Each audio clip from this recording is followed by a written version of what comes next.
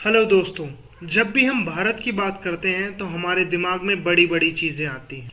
नए highway, metro trains, startup, बहुत सारे अमीरों की लिस्ट और एक ऐसी इकॉनमी जो बहुत ही तेज़ी से आगे बढ़ती जा रही है। लेकिन एक सवाल ऐसा है जो शायद हम पूछना ही नहीं चाहते। अगर देश आगे बढ़ रहा है तो फिर क्यों इतने लोग पीछे छूट रहे हैं? क्योंकि आज भी कई लोग इस देश में सुबह उठते हैं और ये नहीं सोचते कि आज उन्हें क्या हासिल करना है, बल्कि वो ये सोचते हैं कि आज उनकी प्लेट में खाना आएगा भी या नहीं। और शायद यहीं से शुरुआत होती है भारत की सबसे बड़ी खाई की। पैसे की नहीं, बल्कि मौके की। जरा एक पल के लिए दो लोगों की जिंदगी इमेजिन कीजिए। एक वो है जो सुबह उठता है, स्टॉक मार्केट चेक करता है। उसके लिए आज रिस्क का मतलब ये है कि शायद इस महीने प्रॉफिट थोड़ा सा कम होगा। वहीं पर एक दूसरा बंदा उठता है और सिर्फ इसी उम्मीद में रहता है कि आज मजदूरी मिल जाए ताकि उसके बच्चे भूखे ना सो पाएं। दोनों मेहनत करते हैं, दोनों इसी देश में रहते हैं, लेकिन दोनों की दुनियाएं बिल्कुल ही अलग हैं। और सबसे डराने वाली बात यह है कि इन दोनों दुनियाओं की दूरी बढ़ती ही जा रही है हर एक साल। आज की वीडियो सिर्फ अमीर और गरीब के बारे में नहीं है। ये उस सिस्टम के बारे में है जहां पर कुछ लोग पैसे से पैसा बनाते हैं तो कुछ लोग पूरी जिंदगी सिर्फ सर्वाइवल में ही निकाल देते हैं। और जब किसी देश में सिर्फ 1% लोगों के पास सारी पावर, ताकत और पैसा आ जाए तो सिर्फ सवाल इकोनॉमी का नहीं रहता उस देश के लिए। तो फिर सवाल बन जाता है, क्या इस देश में सच में हर किसी के पास बराबर का मौका है? इनकम इनइक्वालिटी सिर्फ एक इकोनॉमिक टर्म नहीं है, ये वो रियलिटी है जहां पर एक बच्चा एसी क्लासरूम में पढ़ता है और दूसरा सरकारी स्कूल में बिना टीचर के। जहां एक फैमिली लाखों रुपए अस्पताल में खर्च कर कर खुद को सुरक्षित महसूस कराती है, वहीं दूसरी फैमिली इलाज के खर्चे से ही गरीब हो जाती है। जहां कुछ लोगों के लिए इन्वेस्टमेंट एक ऑप्शन है और कुछ लोगों के लिए बचत एक लग्जरी।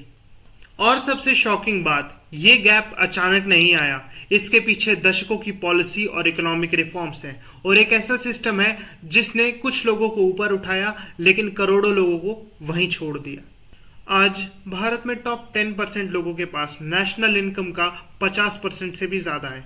वहीं पर आधी आबादी ऐसी है जो सिर्फ इतना ही कमा पाती है जिसमें वो गुजारा कर सकें, बस, ना कि जिंदगी जी सकें अच्छी तरह। सोचिए, अगर किसी देश में लोग मेहनत करने के बावजूद भी बेसिक एजुकेशन, अच्छा हेल्थ केयर और अफोर्डेबल लाइफ ही ना जी पाए। इसकी असल कहानी बहुत साल पहले शुरू होती है, जब देश पूरी तरह आज़ाद हो गया था। हाँ, माना उस समय हम गरीब थे, लेकिन लोगों के बीच में इतनी इनइक्वालिटी नहीं थी। फिर धीरे धीरे सरकार ने इकोनॉमी पर अपना कंट्रोल बनाया, लोगों पर टैक्स लगाना शुरू किया। जो लोग अमीर थे उस पर ज़्यादा टैक्स लगा। हाँ, उस वक्त ग्रोथ थोड़ी कम थी, लेकिन लोगों के बीच में ये इनकम गैप उस टाइम इतना ज़्यादा नहीं था। लेकिन उसके बाद साल आया 1991, जिस साल में इकोनॉमिक रिफॉर्म्स आए, लिबरलाइजेशन हुआ, प्राइवेटाइजेशन हुआ। इस समय पर भारत ने अपने दरवाजे दुनिया के लिए खोल दिए, जिसने देश की काया पलट कर कर रख दी। इसकी वजह से लोगों के पास नई जॉब्स आई, नई कंपनीज आई और मिडिल क्लास धीरे धीरे ऊपर उठा और साथ के साथ नई नई टेक्नोलॉजीज से हमें इंट्रोड्यूस कराया गया। लेकिन दुख की बात यह है कि हर कोई इस बदलाव का हिस्सा नहीं बन पाया।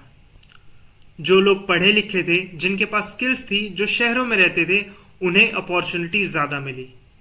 लेकिन गांव में रहने वाले ना तो ज़्यादा पढ़े लिखे थे और ना ही उन्हें ज़्यादा अपॉर्चुनिटीज मिली और वो धीरे धीरे पीछे छूटने लग गए। इसी पॉइंट से एक नया इंडिया बनना शुरू हुआ, एक वो जो डिजिटल इंडिया है और एक वो जो स्ट्रगलिंग इंडिया है। क्योंकि नई इकोनॉमी के अंदर पैसा सिर्फ और सिर्फ मेहनत से नहीं, बल्कि एसेट से बनता है। अगर आपके पास पहले से प्रॉपर्टी थी, बिजनेस था, शेयर्स थे, तो आपका पैसा जल्दी बढ़ा। लेकिन अगर किसी के पास सिर्फ और सिर्फ मेहनत थी तो उसकी इनकम बहुत धीरे धीरे बढ़ी, इतनी ज़्यादा स्पीड में वो नहीं बढ़ पाई। और यही वो पॉइंट था जहां से अमीर और गरीब के बीच की दूरी एक्सप्लोड करने लग गई। लेकिन इनइक्वालिटी सिर्फ और सिर्फ पैसे की प्रॉब्लम से नहीं बनती, इससे एक इंसान का पूरा जीवन बदल जाता है। एक गरीब बच्चा जो बहुत ही खराब स्कूल से पढ़ा है, उसे आगे जाकर जॉब भी कमज़ोर मिलेगी। अगर जॉब कमज़ोर हुई तो उसकी इनकम कमज़ोर होगी। अगर इनकम कमज़ोर होगी, कल को कोई भी हेल्थ इमरजेंसी आएगी, उसे हेल्थ केयर बहुत ही ज़्यादा गंदा मिलेगा, बिकॉज उसके पास उतने पैसे नहीं हैं। और अगर हेल्थ केयर गंदा मिला तो आने वाली जनरेशन्स भी इसी साइकिल में जूझती रहेंगी और ये स्ट्रगल जनरेशन्स तक चलते रहेंगे, जब तक कोई आकर इन्हें ब्रेक नहीं कर देता। और शायद यही एक वजह है कि देश में करोड़ों लोग मेहनत करने के बावजूद भी वहीं के वहीं रहते हैं। क्योंकि प्रॉब्लम सिर्फ मेहनत का नहीं है, प्रॉब्लम स्टार्टिंग लाइन का है।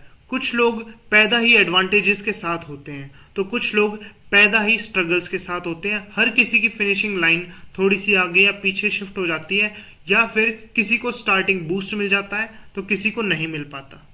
एक रिपोर्ट के मुताबिक भारत जैसे देश में लाखों लोग सिर्फ और सिर्फ मेडिकल बिल्स की वजह से ही गरीबी के अंदर चले जाते हैं।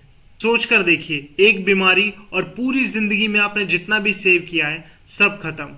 और यही एक चीज इनइक्वालिटी को बहुत ही ज्यादा डेंजरस बनाती है। क्योंकि जब बेसिक नीड्स ही प्रिविलेज बन जाएं तो धीरे धीरे पूरी सोसाइटी के हिस्से होने शुरू हो जाते हैं।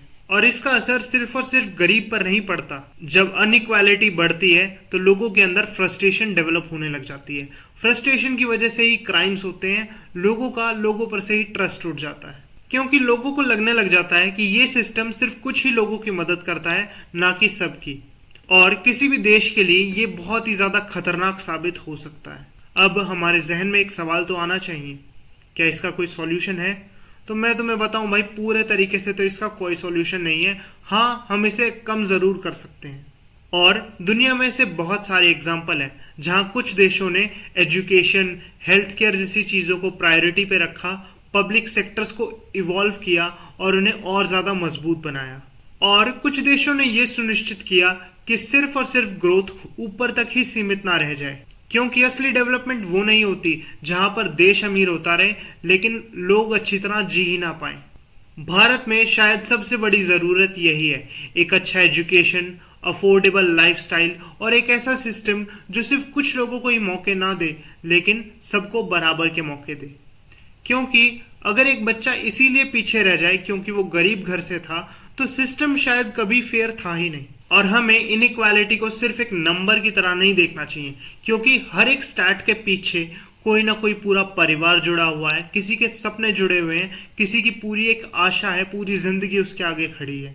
और अंत में आखिरी सवाल ये नहीं है कि देश में कितने ज्यादा अरबपति हैं, बल्कि सवाल ये होना चाहिए, क्या हमारे देश में जो गरीब लोग हैं वो एक डिग्निटी से रह सकते हैं यहाँ पर या नहीं? क्या सिस्टम उनके लिए भी फेयर हो सकता है या फिर कभी वो था ही नहीं? या फिर और भी सवाल उठते हैं, क्या मेहनत सही में अब बदल सकती है या फिर एक सिस्टम बन चुका है जहां पर हम चाहे कितनी भी गधा मजदूरी कर लें, हम कभी उन टॉप 1% के पास पहुंच ही नहीं सकते? अगर हम ऐसे सवालों पर बात नहीं करेंगे तो ये इनइक्वालिटी ऐसे ही बढ़ती रहेगी और एक टाइम ऐसा आएगा जब ये दूरी को भरना बहुत ज़्यादा मुश्किल हो जाएगा, एक तरीके से लिटरल इम्पॉसिबल हो जाएगा। बाकी मैं जानना चाहूँगा इस मुद्दे पर आप क्या कहते हैं, और अगर आपको इस तरीके की वीडियो अच्छी लगती है तो एक कमेंट ज़रूर कर देना कि आपको क्या चीज़ अच्छी लगी, क्या चीज़ नहीं। मैं मिलता हूँ तुमसे नेक्स्ट वीडियो में, और तुम जो भी इस बारे में जानना चाहते हो या फिर जो भी फील करते हो तुम बेझिझक कमेंट्स के अंदर लिख सकते हो। मैं मिलता हूँ तुमसे नेक्स्ट वीडियो में। अंटिल देन, जय हिंद।